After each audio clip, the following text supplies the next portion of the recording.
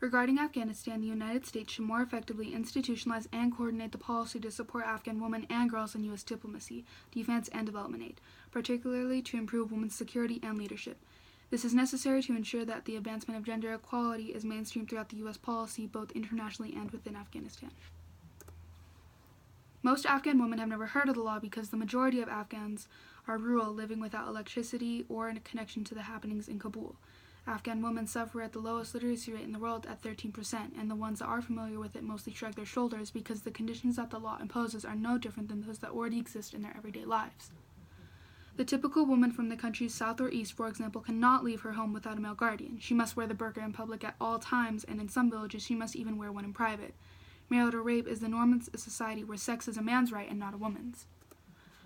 Moreover, according to the UK-based NGO Womankind, anywhere between 60 and 80% of marriages are forced, 57% of the brides are under the age of 16, and 87% complain of domestic violence. It also says that 65% of widows in Kabul see suicide as their only option to get rid of miseries and desolation. Thousands of women turn to self-immolation every year. There are no reliable stats on rape, as it happens commonly and women will never report it. This is because women can be convicted of zina, extramarital rape, if knowledge of rape becomes public. In most of the country, even a woman just found outside of her home without the permission of her male guardian will be thrown in jail and tried as an adulterer. Cons. In the end, the U.S. military and diplomacy cannot transform deep-rooted societal norms. The future of Afghan women deserves U.S. support, but not a false promise tied to the open-end presence of U.S. troops. Third parties willing to protect a discriminated minority would need to focus not only on the groups that are at risk, which is Afghan women themselves, but also on more effective punishments against those that provoke violence against the discriminated against minority, namely Afghan traditionalists. These women enjoy little protection from their own government. They are under fire and constant threat and anti-government insurgents, and now troops sent to protect them are contributing to the violence. So sending more troops could make these women feel even more unsafe in their own homes. If someone could help make a strong case that by staying in Afghanistan a few more years, the United States could help build a stable country where both women and men could roam free without the Taliban returning to power, it would be worth it, but it has been years and the United States couldn't be farther from achieving this. Women who fear deeply for erosion of their own rights if the Taliban return are told by some in their community, would you rather have this? Is the alternative any better? Is this peace? And their push for progress this past decade is tied by their opponents to an international effort increasingly seen as drenched in disrespect. The denial of basic human rights to the Afghan people, especially women and girls, could be one of the terrible consequences of international withdrawal from Afghanistan. It signals a narrowing of goals and opponents because they view it as a manipulative smokescreen to maintain support for the war. It signals a worrisome trend of ignoring the severe denial of basic human rights to Afghan women to supposedly enable quicker results from the United States policy. When then-President George W. Bush and others trotted out the "we need to help the woman" argument to justify the invasion of Afghanistan, this argument could be used time and time again in order to justify the damages. Pros.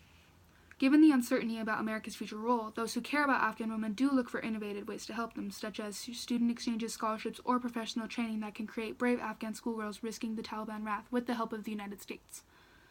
Continuing to ignore Afghan women's rights will affect U.S. efforts to strengthen governments in the country. Addressing many of the problems affecting women in Afghanistan, such as impunity for crimes against women, failure to enforce laws on forced and child marriage, and the lack of access to justice, are critical to any effort to beat the Taliban and reestablish the legitimacy of Afghan government throughout the country. The United States has made years of commitments to Afghan women, and following through on these commitments by helping to support and protect them would let Afghan women know that they have a powerful ally and a material supporter in the United States. In addition, Afghan women must have a voice in deciding the country's future. Women's rights cannot be viewed exclusively as a human rights issue, but also as security and economic development, imperative that is central, not perpetual, to securing peace. Strengthening the capacity of the Afghan people and building an enduring partnership with Afghans as the United States winds down on the war, a sustained U.S. military presence in Afghanistan alone is no guarantee of success. But repeating the mistakes of the past by trying to withdraw troops from the country is a surefire recipe for more failure. Overall, it would generally improve the lives of many women and girls when it comes to protection, education, and money. Less than a month after the 9/11 attacks, Al-Qaeda is targeted by U.S. air targets. A massive U.S. air campaign targets these fighters and troops from the Taliban from air defenses. By December 2001, U.S. military grows to 2,500 troops in Afghanistan, and by the end of 2002, 9,700 United States troops are in the country. November 2004 comes and millions of girls return to school. The Bush administration hails the vote to Hamid Karzai, the clear winner of Afghanistan's first direct election for president, as a key step in the nation's transformation. Millions of girls return to the school after being barred under the Taliban. As the country opens up, Western aid helps the economy grow, at least in urban areas. 2006 comes and tension grows between Afghanistan and Pakistan over cross-border Taliban troops. The U.S. ups its forces in the country to 30,000 troops. Britain, Canada, and the others boost their contributions. 2009 election comes and Obama enters office. Then President Barack Obama, vowing to refocus U.S. efforts in Afghanistan, starts endorsing shifts to a counterinsurgency strategy designed to protect Afghan women and civilians overall rather than to hunt down the Taliban. August 2010 comes, and there is an additional surge. He quickly sends 21,000 more forces. After a prolonged policy review, he orders an additional surge, bringing troops to a level of a high of 100,000 by August. He says the United States will begin withdrawing forces by 2011.